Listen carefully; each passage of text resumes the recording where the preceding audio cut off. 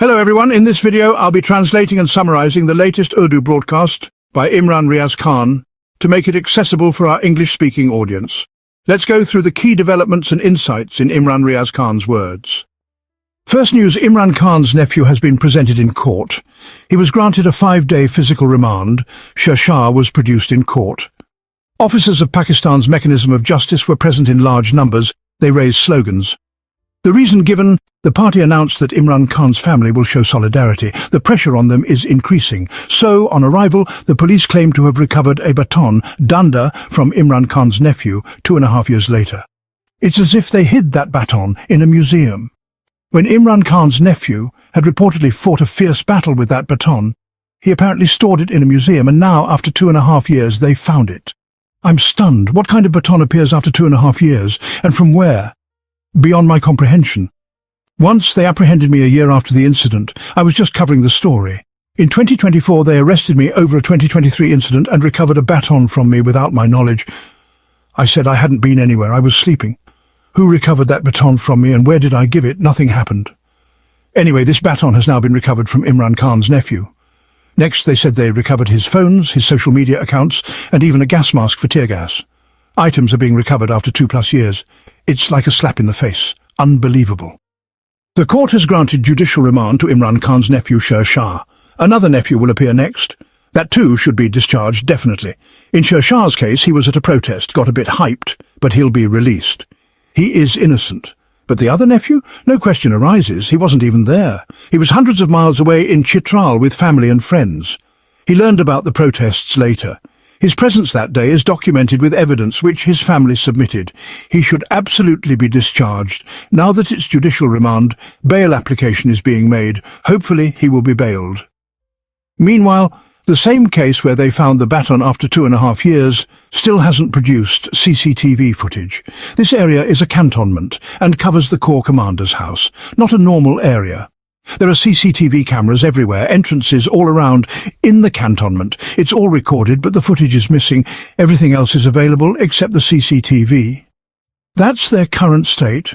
Alima Khan, the nephew's mother, spoke to the media. Big courage on her part because a mother's heart is soft when her sons are arrested. She said they are scared. They're pressuring Imran Khan to apologize. Why should Imran Khan apologize? They think people will be frightened, but they themselves are the ones who are scared. Alima added, speaking for the establishment. They fear Imran Khan. The establishment need not meet him in person. If they were brave, they would showcase meetings with Imran Khan, not hide behind vloggers. But they're not meeting him. Imran Khan's sisters are aggressively taking up the mantle. One nephew is already judicially remanded, now they foresee bail. The other nephew will either be judicially remanded or discharged when produced. I present to you the dilemma, a stalemate involving Pakistan's establishment, the issue of the army chief's extension.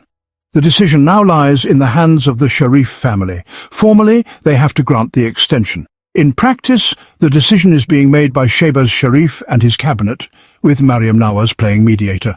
It was decided in Murray through various forces that the army chief's term will continue from there. He will remain army chief until 2027.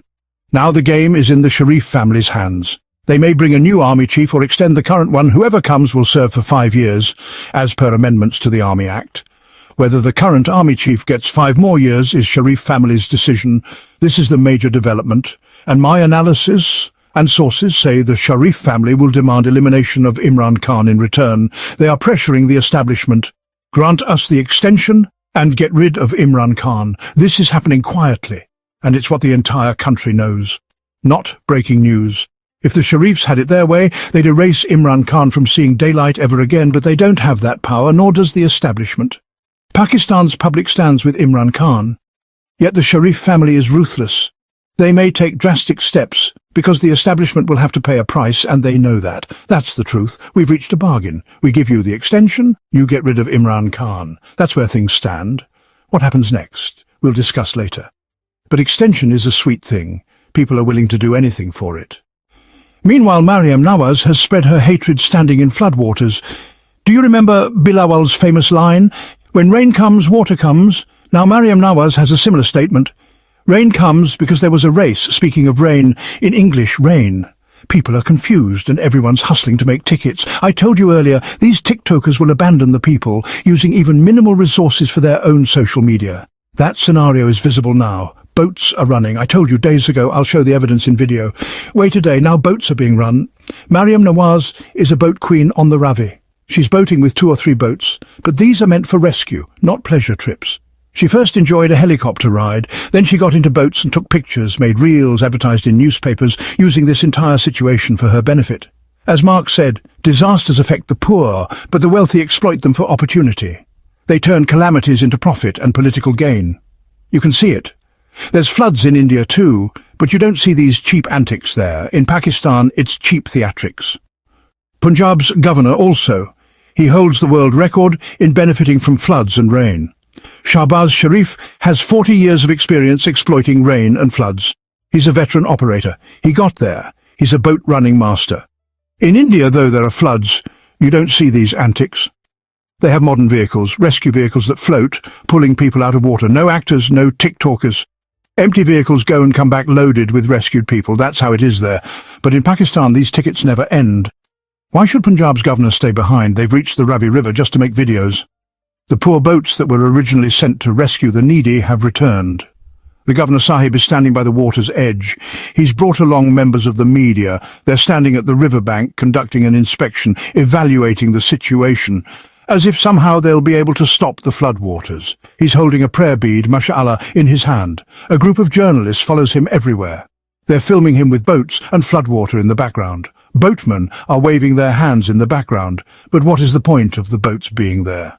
Were those boats meant to rescue the governor, or should they have been rescuing the public? This bridge over the Ravi River has now become a joke. Ordinary people are beaten away with sticks so the officials can film their videos. That's what I'm seeing happen.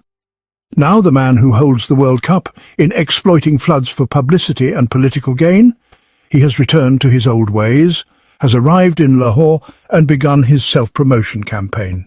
He took off in a helicopter, applying the same old formulas. They're now starting their media appearances in the same style. And remember, 95% of Pakistanis will never be reached. Flood victims will not receive any help from the rulers. Only NGOs, local people and volunteers will help each other. But the government won't reach them.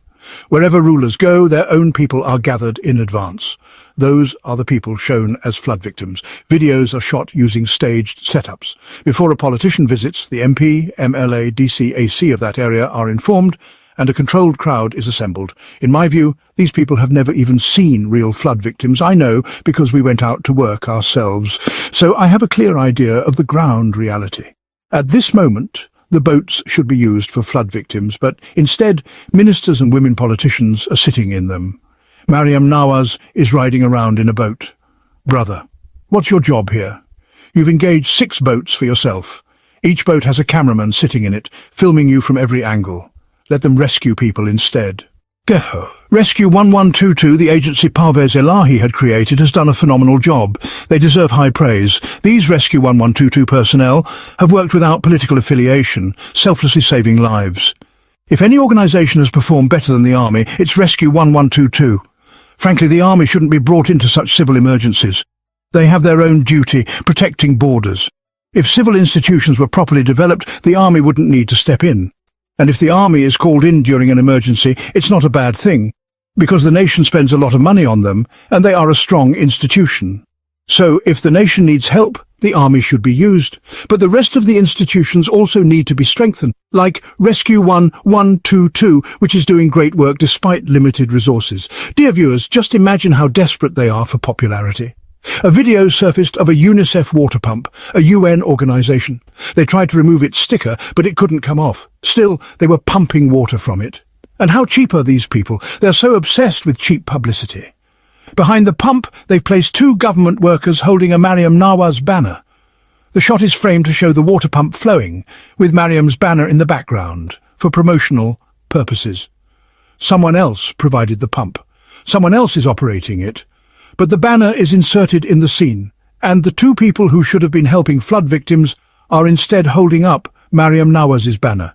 This shamelessness and audacity has been forced upon Pakistan by the military establishment. Now, all the helicopters and boats are being used by the politicians. So the big question is, who is going to rescue the people? Departments that should be helping the public are instead sending tickets and invites to government officials. People are helping themselves. There's no real effort to assist people. Now look at Sindh's government. As the flood moves towards Sindh, and well, additional water has already entered the region, everyone knows a flood-like situation is developing there. Water levels in the Jhelum River have risen due to India releasing water from Kashmir, same with Chenab, which we've been reporting on for days. Then there's Sutlej and Ravi, and all that water is headed to the Indus River in Sindh. So when the flow increases, Sindh will flood. And what is the Sindh government's current focus? They're worried about increasing their salaries. Yes, the Sindh government is approving salary raises right now. At a time when their attention should be on saving people, they're thinking about increasing their pay. And well, they've passed it too. They've approved a 300,000 rupee raise for MPAs. Previously, an MPA earned less. Now their total salary will be 450,000 rupees, and their travel vouchers are being increased from 200,000 to 400,000 rupees. So this is where the Sindh government's attention is. And as I told you, the Punjab governor went to the river just for self-promotion. As for Pakistan's private housing society policy, it allowed bureaucrats, politicians and the military elite to make billions. Private investors, land mafias, everyone made money, but in the process ruined Pakistan's geography. Housing societies were illegally built on riverbeds. Unauthorized dams were constructed at will. The flood has exposed all of this. It's now proven that private housing societies are not safe. Water has entered them. Many were built on illegal lands by influential figures, and now they're submerged. Why? Because money and power were used to grab lands, including riverbanks. Societies were built where, really, no approval should have been granted. Billions were paid to secure permissions, lining the pockets of bureaucrats, politicians and military men, from DHA to many other places. This is the long saga of the real estate mafia that has destroyed Pakistan's map. No other country gives such free-handed permissions as Pakistan does. At a recent government briefing, Iqbal praised India's water management, saying they built excellent dams, spurs and have managed rivers very well. He said Pakistan should do the same. But who was he telling this to? To a family, the Sharif family, that's been in power for 45 years. This is their 5th prime ministerial term, and they've had 6 terms as chief minister too. Even India hasn't had such long rule as the Sharifs in Pakistan. And India? They built dams, implemented great planning, protected their farmers and stored water. What did Pakistan do? Nothing. Why? Because mafias run this country. Their only goal is making money, through import and export, foreign projects, IPPs, wherever there's money to be made. That's why no water reserves or dams were built. If Iqbal had said this to a first-time government official, maybe it'd make sense. But he's saying this to people who've ruled for 45 years. Dear viewers, yesterday I gave you a report, and well, the next part is now available. I told you we have the data. It's also now published in newspapers. In the last 5 months, over 11 million acre-feet of water flowed into the sea from Pakistan. The amount of water currently flowing out is even more. This water is worth more than $11 billion. We begged the IMF for $7 billion over 5.5 years, but we've thrown away more than $11 billion worth of water in 5 months. If we had stored this water, Pakistan could have earned billions. But Pakistan is, unfortunately, infamous for wasting its resources. Now, a political figure, Shahid Khattak, went to meet Imran Khan in Adiala jail. He was assured of the meeting by Tariq Fazal Chaudhry on live TV. But when he went, he wasn't allowed to meet him. He stood outside, exposing the truth to everyone. Now, one last thing. See this warning sign outside the anti-terrorism court? It's a strange order. The first warning says, use of mobile phones or recording devices is prohibited. Police will seize them and take legal action. Second, unauthorized persons not allowed. Third, do not bring weapons. The weapons warning should have been first, but apparently in today's courts injustice is so rampant that they're more concerned about recording devices than weapons. This warning proves that Pakistan's courts don't fear terrorism. They fear being exposed. Because decisions aren't being made according to the law. They want no recordings, so they can commit injustice in peace without any evidence. Judges even don't want their faces shown, so they can avoid public backlash. But in Bangladesh, judges tolerated a lot. They faced strong public reaction, and wherever revolution happens in the world, this is how it starts. So we must all be prepared. That wraps up our translation of Imran Riaz Khan's video. I hope this English version helped you understand his message better. Please like, share and subscribe to Awami Lens to help our community grow. Don't forget to leave a comment below and let me know what you thought of this effort.